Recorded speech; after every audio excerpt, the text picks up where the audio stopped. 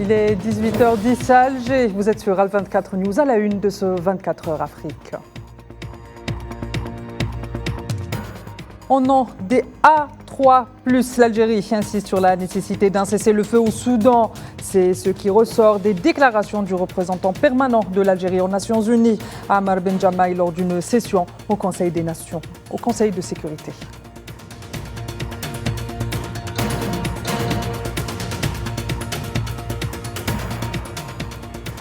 Au Nigeria, un nouvel enlèvement de masse bouleverse le pays. En moins 280 écoliers et leurs enseignants ont été kidnappés hier matin.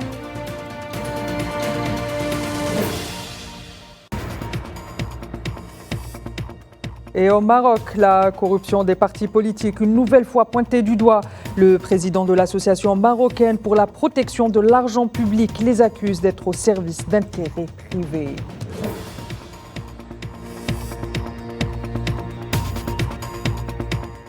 Je vous le disais à l'instant, lors d'une réunion de l'Assemblée générale de l'ONU dédiée à la situation au Soudan, le représentant permanent de l'Algérie auprès des Nations Unies, Ammar Ben Jamaï, s'est exprimé en nom des pays du A+, à savoir l'Algérie, le Mozambique, la Sierra Leone et la Guyane, appelant les parties du conflit au Soudan à saisir l'opportunité du mois de Ramadan pour déclarer un cessez-le-feu immédiat et s'engager sur la voie de l'apaisement et de la retenue pour une paix durable dans le pays. Nous voyons se déployer devant nous la pire crise de déplacement au monde, avec de hauts risques d'insécurité alimentaire aiguë, menaçant des millions de Soudanais, en particulier au Darfour. Face à la dégradation de cette situation, nous souhaitons saisir l'occasion de la présente séance afin de lancer un appel pressant à tous les acteurs soudanais, décréter un cessez-le-feu immédiat en vue d'apaiser les souffrances d'hommes, femmes et enfants soudanais innocents. Et à cet égard, les membres du A3+ saluent l'annonce de la décision des autorités soudanaises de faciliter l'accès humanitaire. On écoute. Nous nous félicitons de la décision prise par les autorités soudanaises de faciliter l'accès humanitaire par le biais de plusieurs points de passage aux frontières telles que Tchad-Tina-Darfour et la facilitation de vols humanitaires par le biais des aéroports d'Al-Fasher, de Kadougli et d'Al-Obeid. Et les A3 et à travers l'intervention d'Ammar Ben Jamaï saluent l'annonce d'un nouveau cycle de pourparlers dans le cadre du processus de Jeddah. Nous nous félicitons de l'annonce d'un nouveau cycle de pourparlers dans le cadre du processus de Jeddah et nous invitons les parties soudanaises à y participer en toute bonne foi. À cet égard, je tiens à louer les facilitateurs du processus, à savoir le Royaume d'Arabie Saoudite, les États-Unis d'Amérique et l'IGAD, qui représente également l'Union africaine. La tenue d'une conférence humanitaire internationale à Paris en avril est également une initiative louable. Haïti, une nouvelle fois face à une situation sécuritaire précaire. Les bandes criminelles sévissent depuis quelques jours autour de sites stratégiques du pays. L'état d'urgence a été prolongé jeudi. Les ports et les aéroports ont suspendu leurs activités. Le Premier ministre bloqué à Porto Rico, une situation qui interpelle les Nations Unies. Le point avec Safouane Ben Sabri. En plein chaos, cet homme promet de remettre de l'ordre. Jimmy Cherizier, alias Barbecue, est un chef de gang.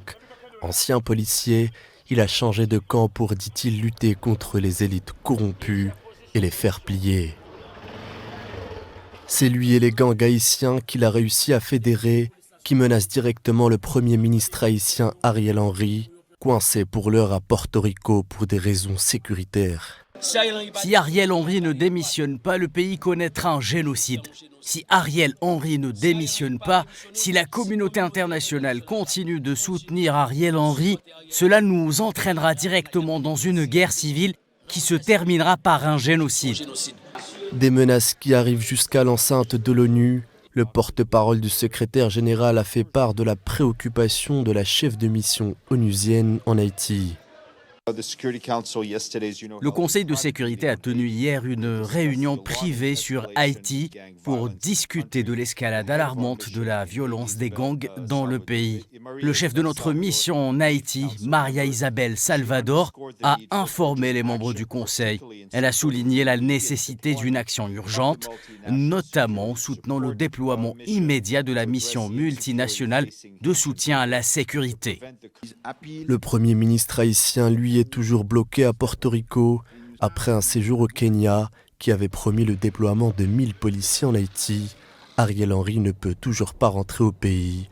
L'aéroport de Port-au-Prince est tombé aux mains des gangs. Sur place, la situation est toujours aussi alarmante.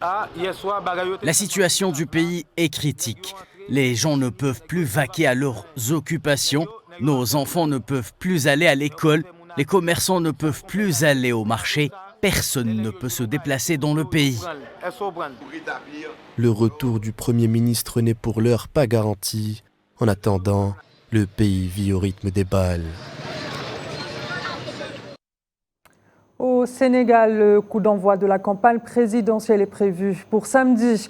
Une annonce faite par le président sortant Macky Sall par la voie d'un décret présidentiel publié jeudi soir, précisant par ailleurs que l'élection se déroulera conformément aux dispositions du code électoral en matière de propagande électorale. L'enregistrement des premiers messages de la campagne des 19 candidats validés par le Conseil constitutionnel aura lieu ce vendredi et samedi à la radio-télévision sénégalaise publique sous la supervision du Conseil national pour la régulation de l'audiovisuel. À noter que la campagne s'étalera jusqu'au 22 mars. Et enfin, le scrutin, lui, se tiendra le 24 mars en cours. Sécurité à présent au Nigeria, au moins 280 élèves du primaire et du secondaire ainsi que des enseignants ont été enlevés par un groupe d'hommes armés dans la matinée du 7 mars dans l'état de Kaduna, dans le centre du pays. Ce vendredi, le président nigérian Bola Tinubu a mobilisé les forces de sécurité de son pays pour accélérer les recherches. Ce tragique événement survient moins d'une semaine après un précédent kidnapping de plus de 100 femmes et d'enfants dans le camp de déplacés dans l'état du Borno, dans le nord-ouest du Nigeria.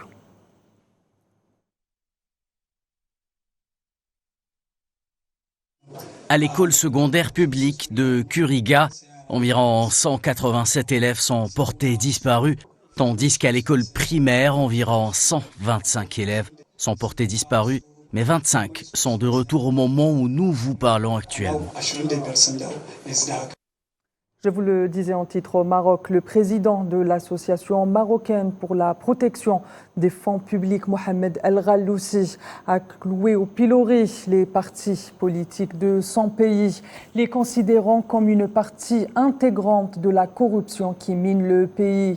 El Ghaloussi affirme en effet que ces derniers ne sont pas au service des préoccupations des Marocains, mais au service d'intérêts personnels et mercantiles, indiquant par ailleurs que son organisation a déposé une plainte auprès du ministère public à la lumière de récents rapports de la Cour des comptes qui, elle, révélait des déséquilibres majeurs dans la manière dont les partis politiques gèrent le soutien public ciblé.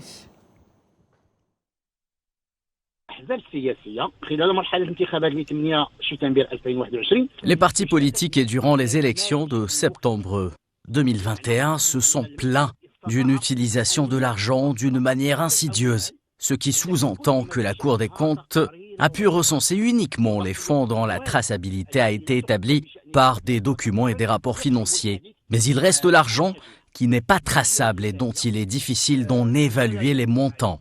D'autre part, la Cour a notifié que tous les partis et les syndicats ont remis leurs rapports financiers dans les délais, mais elle note également que les fonds provenant d'autres sources que les subventions publiques étaient à hauteur de 8%. Il convient aussi de souligner que les rapports remis par plusieurs partis n'ont pas pu établir avec des preuves l'origine des fonds. تقاريرها بشكل ناقص من حيث المستندات والحجج الثبوتيه. Le Premier ministre algérien Nadir Larbaoui a reçu jeudi au palais du gouvernement le directeur général de l'Organisation des Nations Unies pour l'alimentation et l'agriculture, Qiu Dianguiu, qui effectue une visite de travail en Algérie, a indiqué un communiqué des services du Premier ministère. Les discussions ont porté sur l'état et les perspectives de coopération entre l'Algérie et la FAO, tout en réitérant la volonté commune de s'atteler à la promotion de la coopération dans le cadre des projets bilatéraux pour le soutien et le développement du secteur de l'agriculture, note le communiqué. Par ailleurs, les deux parties ont également passé en revue les préoccupations de l'organisation, notamment le génocide que subit actuellement la bande de Gaza.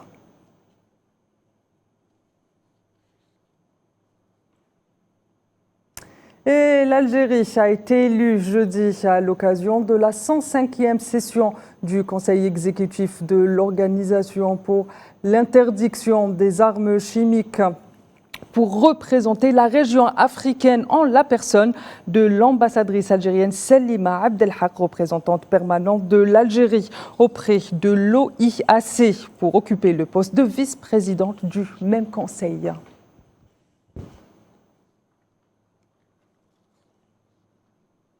Madame, Monsieur, l'info continue sur l'ensemble de nos plateformes digitales. Quant à moi, je vous retrouve tout de suite après le 19h Info présenté par Abdelkader Idrieff pour l'échiquier international qui poursuit sa couverture du génocide que subit actuellement la bande de Gaza en Palestine occupée. À tout à l'heure.